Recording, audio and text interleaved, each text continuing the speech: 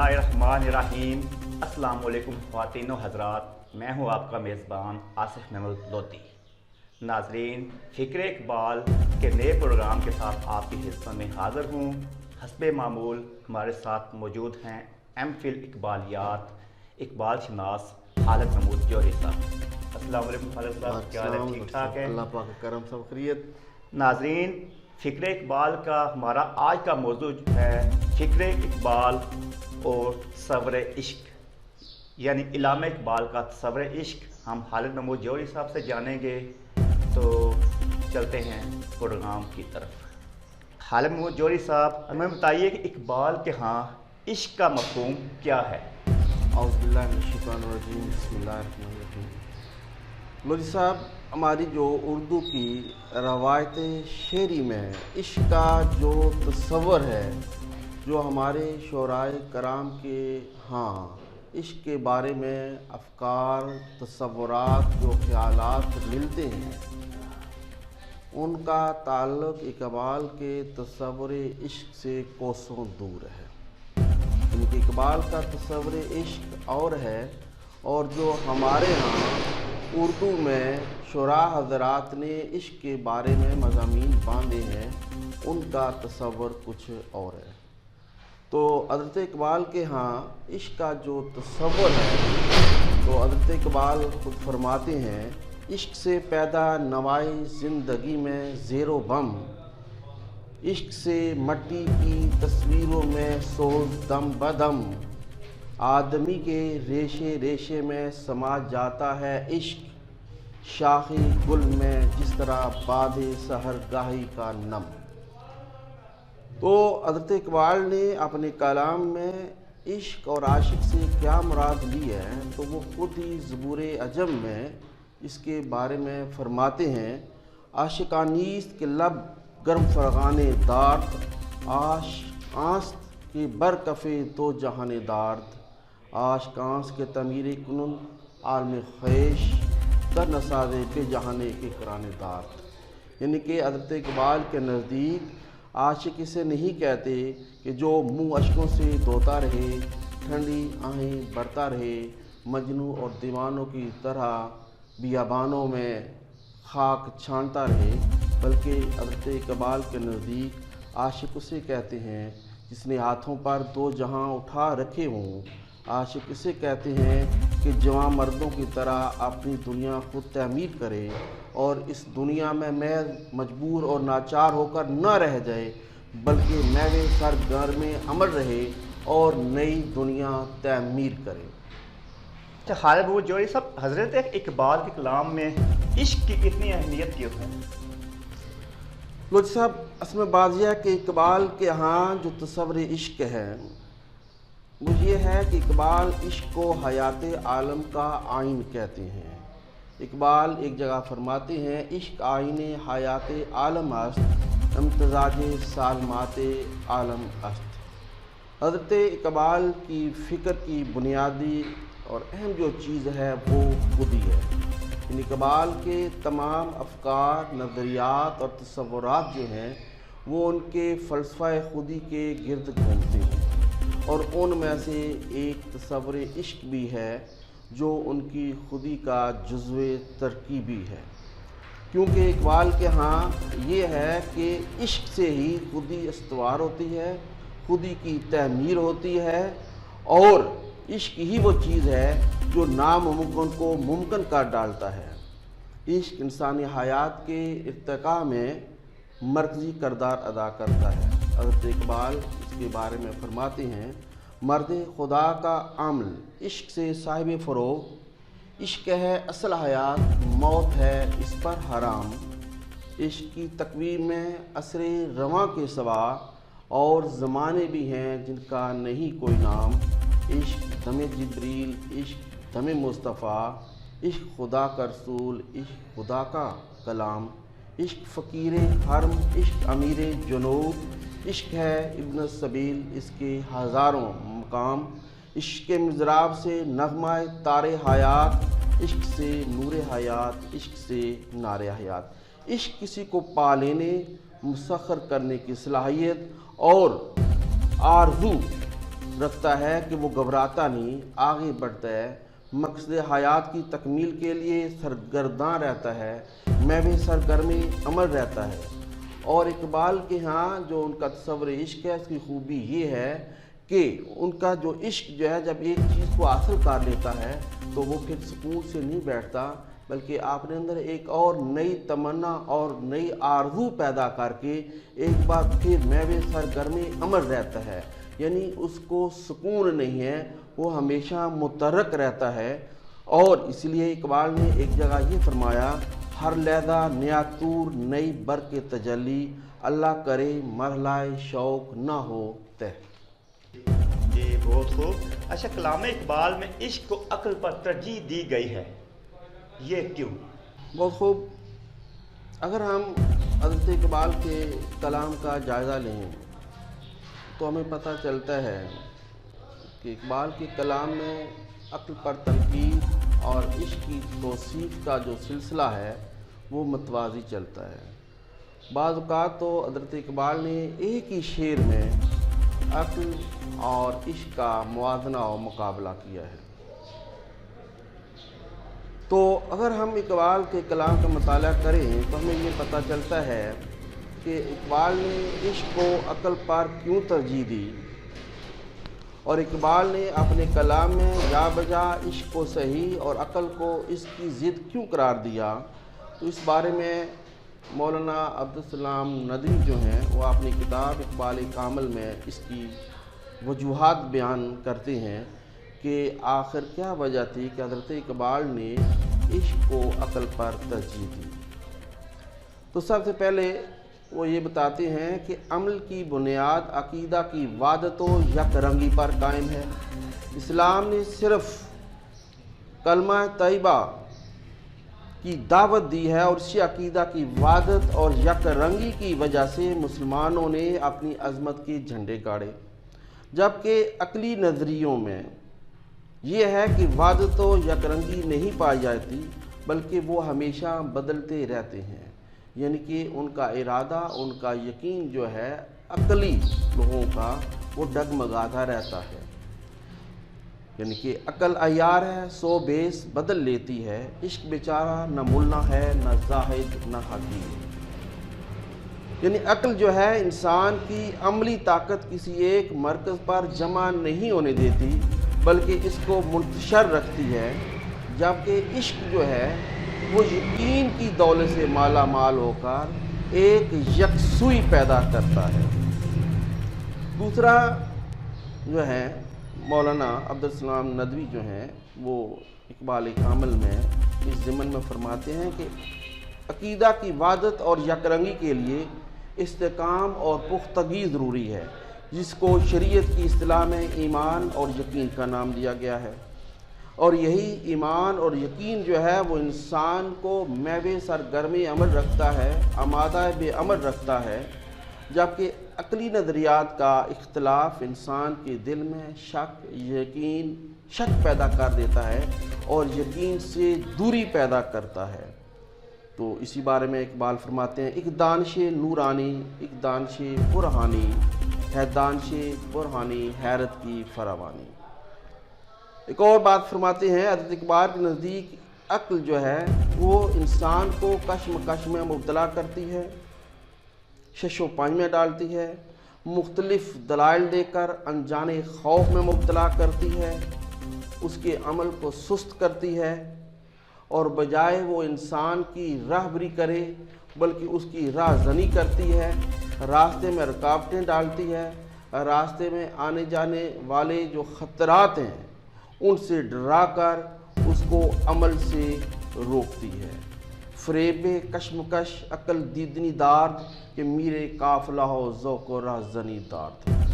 حضرت اقبال کے نزدیک عقل انجانے خوف سے ڈرا کر عملی جو میدان ہے اس میں قدم رکھنے سے روکتی ہے، جبکہ عشق جو ہے وہ بے باکی سے میدان میں کود جانے کا نام ہے۔ بے خطر کود پڑا آتش نمرود میں عشق، عقل ہے میں بے تماشائے لبے بام ابھی۔ اقبال اس طرح عقل اور عشق کے بارے میں تبصرہ کرتے ہوئے ایک اور جگہ کہ اگرچہ عقل جو ہے وہ بڑے بڑے میدان فتح کر لیتی ہے، لیکن شش و پنج میں پڑھنے سے اس کے اندر جرأت بے باکی میں کمی پیدا آ جاتی ہے اور وہ انسان کو سست روی کا شکار کر دیتی ہے، جبکہ جو عشق جو ہے وہ کوئی بھی کام آنے واحد میں کر لیتا ہے۔ جیسے کہ اقبال نے کہا، عشق کی ایک جست نے تہ کر دیا قصہ تمام، اس زمین و آسماں کو بے قرار سمجھا تھا۔ اس طرح اقبال ایک اور جگہ فرماتے ہیں کہ اقبال کے نزدیک جو تعمیر خودی جو ہے، جس کے لیے جذبہ عشق جو ہے وہ اہم اور بنیادی چیز ہے، جو کہ عقل جو ہے وہ یہ خوبی پیدا نہیں کر سکتا، کیونکہ عقل کا جو سارا ڈھانچہ ہے وہ شک پہ کھڑا ہوتا ہے۔ تو اقبال کہتے ہیں کہ جو عقل جو ہے یا جو یہ شک میں پیدا کرتی ہے، یہ خودی کی تعمیر کے لیے ملک چیز ہے۔ حیات کیا ہے؟ خیال و نظر کی مجذوبی، خودی کی موت ہے اندیشہ ہے گوناہ گوں۔ حضرت اقبال تسخیر کائنات اور تکمیل خودی کے لیے عشق کو بہترین رہنما اور ذریعہ سمجھتے ہیں، جبکہ عقل کو کمزور وسیلہ سمجھتے ہیں۔ فرماتے ہیں، خدائے لم یزل کا دست قدرت تو، زباں تو ہے، یقین پیدا کر اے غافل کہ مغلوب گماں تو ہے۔ یعنی کہ حضرت اقبال کے نزدیک جو عقل ہے وہ تنگی پیدا کرتی ہے، انسان کو مادہ پرست اور حاضر پرست بنا دیتی ہے، جبکہ عشق جو ہے وہ ایسا نہیں کرتا، بلکہ وہ عشق جو ہے اپنی کرامات سے، اپنے سوز سے، بے سوزنوں اور بغیر تار سے بھی زندگی کے چاک سی لیتا ہے، جبکہ عقل جو ہے ایسا نہیں کر سکتی۔ وہ پرانے چاک جن کو عقل سی سکتی نہیں، عشق سیتا ہے انہیں بے سوزنوں تارو رفو۔ یعنی کہ مقصد حیات کے اصول کے لیے جس یقین کی ضرورت ہوتی ہے، وہ یقین جس سے انسان آگے بڑھ کر ترقی، کامیابی، کامرانی کے جھنڈے گاڑتا ہے، وہ صرف اور صرف عشق ہی کر سکتا ہے، جبکہ عقل کی باتیں جو ہیں وہ انسان کو شک میں ڈال کر اس کو عمل سے روکتی ہیں۔ گزر جا عقل سے آگے کہ یہ نور چراغے راہ ہے، منزل نہیں ہے۔ تو اس لیے اقبال نے اپنے کلام میں جا بجا عشق کی توصیف کی ہے اور عقل پر تنقید کی ہے کہ عقل جو ہے انسان کے اندر سست روی پیدا کرتی ہے۔ جی بہت خوب۔ اچھا جوہری صاحب، ہمارے ناظرین کو بتائیے گا کہ علامہ اقبال کے تصور کے مطابق عشق کا خود اس سے کیا تعلق ہے؟ جی لودھی صاحب، جیسا کبھی میں نے کہا ہے کہ اقبال کا جو فلسفہ خودی ہے، جو ان کے تصورات، افکار، خیالات کا بنیادی فلسفہ ہے خودی، باقی جتنے بھی ان کے نظریات، تصورات جو ہیں وہ اس فلسفہ خودی کے گرد گھومتے ہیں۔ تو خودی کی تعمیر کے لیے جو سب سے اہم عنصر ہے وہ ہے عشق، یعنی خودی کی جزو ترکیبی میں عشق کا بہت عمل دخل ہے۔ تو لہذا اقبال یہ کہتے ہیں کہ عشق ہی وہ چیز ہے جو انسان کے ارتقائے خودی میں اہم کردار ادا کرتا ہے۔ عشق سے پیدا نوائے زندگی میں زیر و بم، عشق سے مٹی کی تصویروں میں سوز دم بدم۔ اقبال کے نزدیک عشق جو ہے وہ نہیں جو صوفیانہ عشق ہے جو فنا کے ذریعے کمال حاصل کرتا ہے، اور نہ ہی اقبال کے ہاں عشق کا وہ تصور ہے کہ جو معمولی خواہشوں پر تڑپے یا اپنی خودی کو ذوف پہنچائے، بلکہ اقبال کے نزدیک عشق اور خودی لازم و ملزوم ہے۔ عشق خودی سے استوار ہوتی ہے، اور حضرت اقبال نے عشق کے کئی مدارج بیان کیے ہیں: عشق فقیہ حرم، عشق امیر جنود، عشق ہے بنسبی اس کے ہزاروں مقام، خودی کی تعمیر اور استحکام کے لیے عشق کبھی جمالی صورت اختیار کرتا ہے اور کبھی اپنا جلالی رنگ دکھاتا ہے۔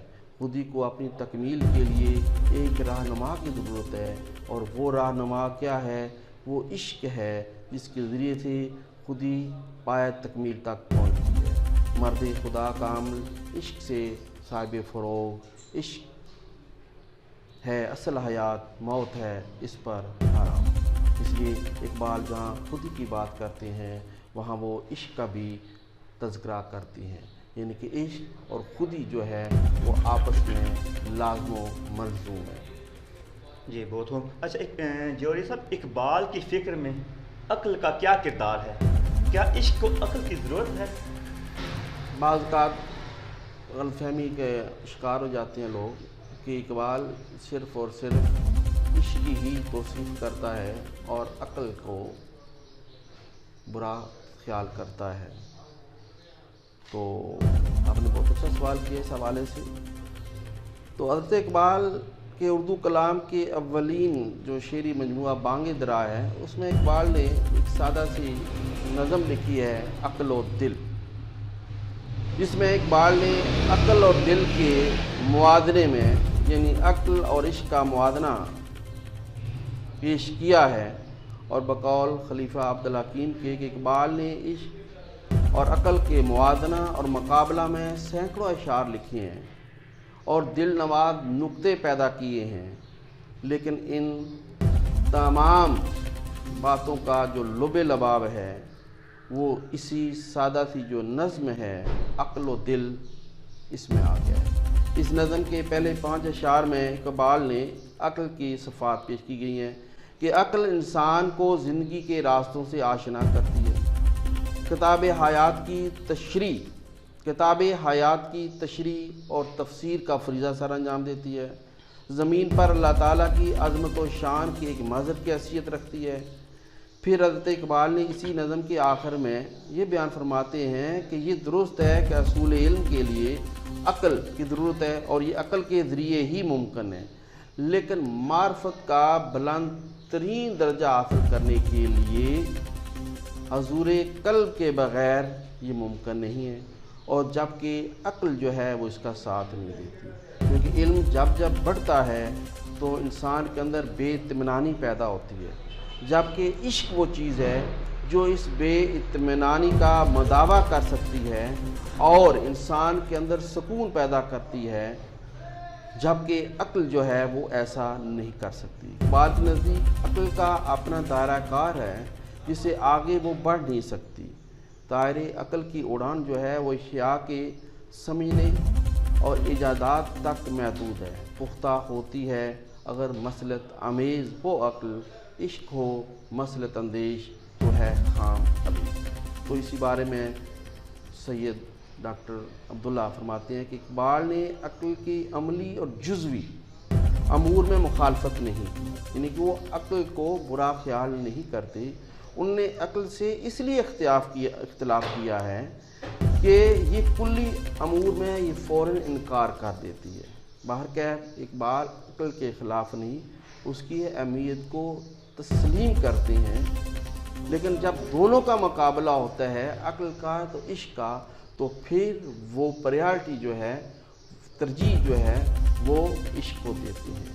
عقل کی منزل ہے وہ، عشق کا حاصل ہے وہ، حلقہ آفاق میں گرمی محفل ہے وہ، اس طرح ایک اور جگہ فرماتے ہیں عقل گو آستان سے دور نہیں، اس کی تقدیر میں حضور نہیں، علم میں بھی سرور ہے لیکن یہ وہ جنت ہے جس میں حور نہیں۔ جی بہت خوب، بہت اچھا آپ تصور پیش کر رہے ہیں علامہ اقبال کا۔ ہمارے ناظرین کو بتائیے گا علامہ اقبال نے جو عشق کا تصور پیش کیا اس کے مطابق کیا آج بھی حضرت اقبال کے عشق کی ضرورت ہے؟ شکریہ لطیف صاحب۔ اقبال کا جو کلام ہے، جو ان کے افکار ہیں، نظریات ہیں، تصورات ہیں، وہ ایک زندہ و جاوید ہے۔